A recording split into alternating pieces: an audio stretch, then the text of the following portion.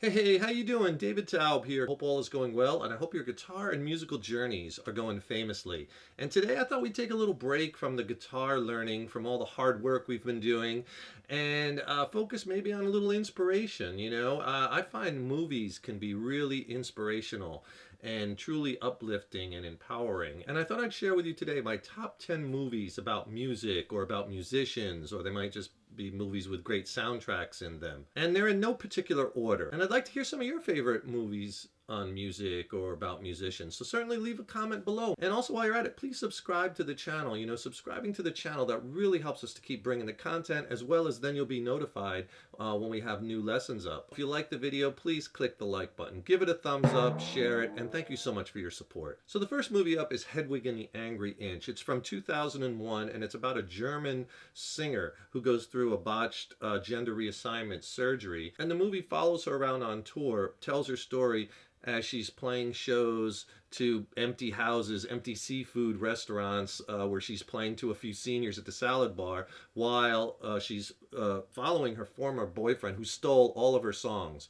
and is playing nose to packed houses. It's a real wounded tragedy story, and it's blending concepts of gender and sexuality, all with a punk edge. And John Cameron Mitchell, who plays Hedwig, is absolutely awesome. What a job he does in this movie. And so much about this movie is awesome. The way it was filmed is awesome. The music is really good. It's just about a beautiful soul who really deserves to be loved. It's touching and brilliant, and you really want to check it out. Next up, Searching for Sugar Man. This is from 2012, and it's a heartening story of late 60s, early 70s folk singer who's just a beautiful soul from Detroit named Sixto Rodriguez. You probably never heard of him, but he put two records out in the late 60s, early 70s that kind of did not do well, and then he just kind of disappeared into oblivion. And then years later, some of his songs started to resurface in South Africa, and he just became massively popular, and his songs became kind of anthems for the anti-apartheid movement. And then his records were re-released there, and they just blew up, selling, unbelievable amounts of copies. And he became huge, like Beatles huge, like Elvis huge, right? But hardly anything was known about him. The word on the street was that he committed suicide. So two South African fans decided they wanted to find out more about him, and they wanted to find out about his story and what happened to him and whatnot. So the movie is about their search. And, it's really interesting because, think about it, this is before the internet. Like, this story probably could have never happened today because of how the internet wires the planet together, right? Imagine back then, how do you find people, right? It's really challenging, especially when they live, halfway across the world in another country. It's a beautiful story. If you're going to watch this movie, and I recommend that you do, go in cold. Don't Google his name, or don't try to do some research about it. Just go in cold, watch the movie first. It's thoroughly enjoyable and touching. Next on the list is The Pianist from 2002. And this is the true story of Ladislaus Spielmann, who was a brilliant composer and pianist whose career was interrupted by the onset of World War II. And the movie is about his trying to survive the German occupation of Poland in the Warsaw Ghetto and surviving the Holocaust. It's a powerful, powerful, triumphant movie, a story of survival. And Adrian Brody, who portrays Spielmann, is just incredible. He does an incredible performance. And this movie has some really brutal scenes in it, so it's a little hard to watch at times, but it's very necessary. It's an unbelievable struggle for survival, and it's about the triumph of the will and what this man went through. It's incredibly well done. It's a testament to the power of hope, and it's a truly unforgettable film and a must-see. Next, we go back to 1984 for This Is Spinal Tap, and this movie is on a lot of people's must-see list because it's just so darn good and so funny. It's a mockumentary that was co-written and directed by Rob Reiner, and it's the account of a fictional English heavy metal band called Spinal Tap, and it kind of satirizes, the whole musical pretense of rock bands exploded into a cult classic. And the interesting thing about the movie is that most of the dialogue is unscripted. He just had an outline, and it was improvised, all improvised. So it shows you how brilliant these actors were, because the movie is so freaking funny. And a lot of people when this movie came out, they thought this band was real. So the story kind of follows the band around on tour, and it kind of interviews them, and they have all these disastrous things happen to them. And there's a lot of stuff that happens that are still referenced today, like how his amps, he has them set up to go to 11, or the Black album, or I don't want to give too much away, or the scene about Stonehenge. And even the music which they wrote for the film is just really witty and funny. Song titles like, Hellhole and Sex Farm and Big Bottom. And some of the lyrics to Big Bottom, just hysterical. My baby fits me like a flesh tuxedo. I love to sink her with my pink torpedo. Big Bottom, talk about mud flaps, my gal's got 'em. Big Bottom, drive me out of my mind. How can I leave this behind? It's so funny. Next up is 1988's Decline of Western Civilization, Part 2, The Metal Years. It was directed by Penelope Spears, and it chronicles the late 80s Los Angeles metal scene with emphasis mainly on the hair metal scene. The glam metal scene. And it's really interesting because she kind of takes a different perspective. It's not as much so much interested in the music as it is in the behaviors. And she interviews all the metal and hair metal stars at the time, but she also interviews the fans, and also she interviews up-and-coming bands that are trying to make it on the scene. And the interview clips include stars like Lemmy and Ozzy and Kiss, Wasp, Alice Cooper, and Megadeth, and Poison, Vixen, Faster Pussycat, and Aerosmith. And you can kind of get the insight on this rock star kind of excess. It's kind of like Spinal Tap, but it's real. It's a really well done movie by Spears. It's unique, and it's really visceral storytelling. And at times it's disturbing, but it's funny, and also it's about dreams and about the quest for fame. And probably some of the highlights, like the most astute and self-aware comments, come from like Lemmy and Ozzy, in my opinion, which are just miles away from like the really smug Paul Stanley from Kiss lying there in a bed with three scantily clad women, or kind of the sleazy end of things, like Gene Simmons is in the sleazy lingerie shop giving his interview. But also there's a human factor involved in this movie, and you could really see pain too. Like there's a famous scene where Chris Holmes, the guitarist from Wasp, is interviewed in a swimming pool, and he's just chugging vodka, and he's totally shit-faced. He's talking about things like how he just doesn't like himself, I think he says, I don't dig being the person I am. And how he admits he's an alcoholic, and they have his mom sitting next to him, and they keep flashing the camera to her, and she's just showing these disapproving looks, and you really feel like, hey man, this man is really in pain. And it's just so light years away from, like I said, like the sleazy side of the movie, showing the smug Paul Stanley and the Gene Simmons part. That part really illustrates how fame and hedonism could really pave the way for a downward spiral. You just see it right there in front of you, so viscerally, that just crushing aftermath of stardom. And the movie just captures that whole scene right before its demise in the late 80s. And to me, watching that, really, described how things were at that time. And there'll really, I don't think, ever be another time like that in music. So I think it's a must watch. The oldest movie on this list is from 1967, The Graduate. And it's not really a movie about musicians or music per se, but it's the soundtrack that really brings us home, because the soundtrack just goes with the movie so well. It's the music of Simon and Garfunkel. And the movie is about 21-year-old Benjamin Braddock, who is played incredibly well by young Dustin Hoffman. And he just graduates college, and he moves back home with his parents, and he is just a total lost soul. He has no aim in life. He just doesn't know what he wants to do. He is angst-ridden and confused. What makes this movie so relatable to me and many other people is that, I know I felt that way in my late teens and early 20s. I was pretty much a lost soul. I didn't know what I was going to do with my life. Just the way that this character is portrayed, he's confused, it's awkward, and he has this paralyzing emotional disconnect from the world around him that is really amazing to watch in film. And then he starts a torrid affair with his father's business partner's wife, the famous Mrs. Robinson, which is portrayed incredibly well by Anne Bancroft, who, by the way, was only 35 when they filmed this, but she's made to look much older.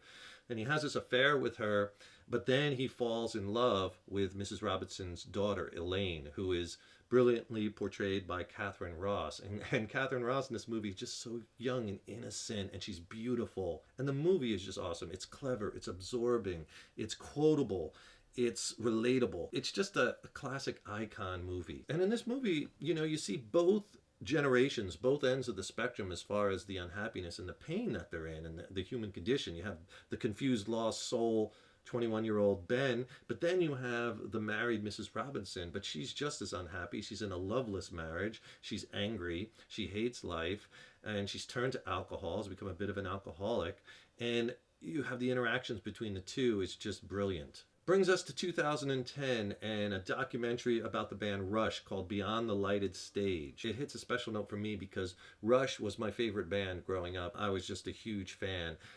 They were the first concert I ever saw, the first big concert when I was in high school. So they hold a special place in my heart because they turned me on to the whole progressive rock music, and I'm just such a huge progressive rock fan today. And this movie is so well done, the way it takes you through their 40-year history and their continued popularity. You know, it's comprehensive from the early days to modern day, and it goes through each one of their awesome albums, just their 40-year career. The other thing that's cool about it is they have a diverse group of people that they interview and they talk to about, you know, and get their feelings on what is it about this band that's so special. It takes you through their musical evolution, and it really shows you the true genius of this trio. The documentary is so well done. It's thoroughly enjoyable. The guys are so likable. And even though many people say like Rush is an acquired taste, the bottom line is that, you know, this story is about three hard-working dudes striving for excellence.